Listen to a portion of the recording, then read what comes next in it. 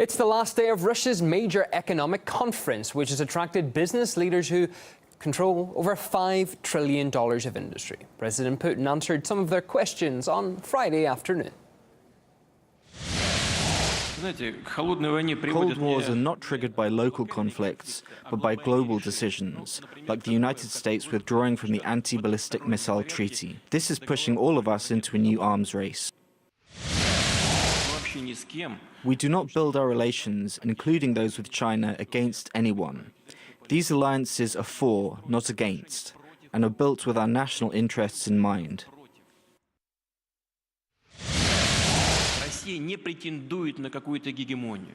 Russia does not aspire to be a superpower. We do not impose our standards of action or development on anyone. We want equal rights for all members of the international community.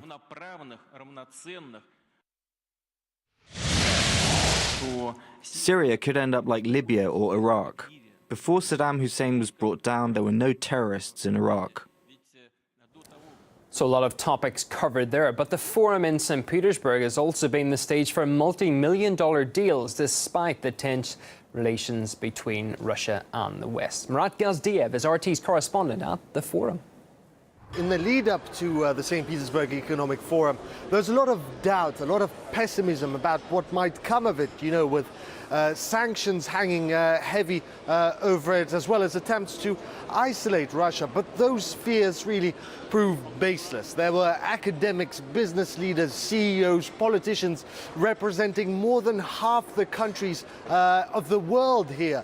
And we talked to a fair few of them. We all believe in this country, that we have been believing in this country since many, many years.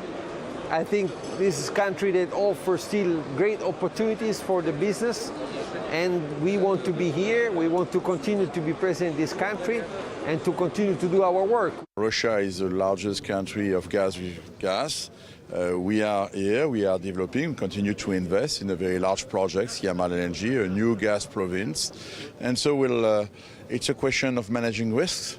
As could be expected of any business gathering this size, there was plenty of wheeling and dealing, and I must say especially dealing. There were billions and billions dollars worth of new agreements signed here in St. Petersburg, new gas pipelines, energy project stakes, cooperation agreements, and the likes. But again, overshadowing it were political developments outside. A number of European states have begun seizing Russian government property in Europe, and this is in relation to the Yukos case, an energy company that was based in Russia early on last decade, that was found guilty of massive tax evasion. And President Putin commented on those seizures.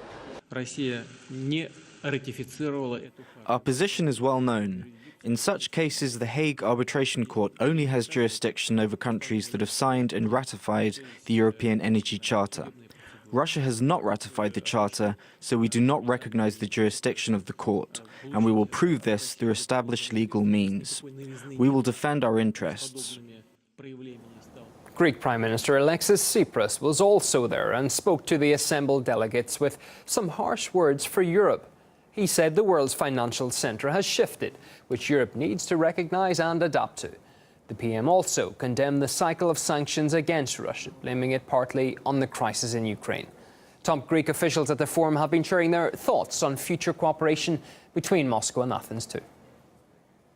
I think there is a lot of potential in a number of sectors, and as soon as problems that exist at this point between EU and Russia are overcome, I think then the potential will be fully developed.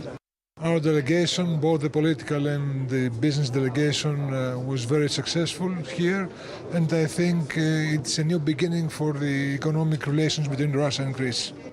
You can get fully briefed on the past few days at the St. Petersburg Forum with our in-depth coverage from the event at RT.com.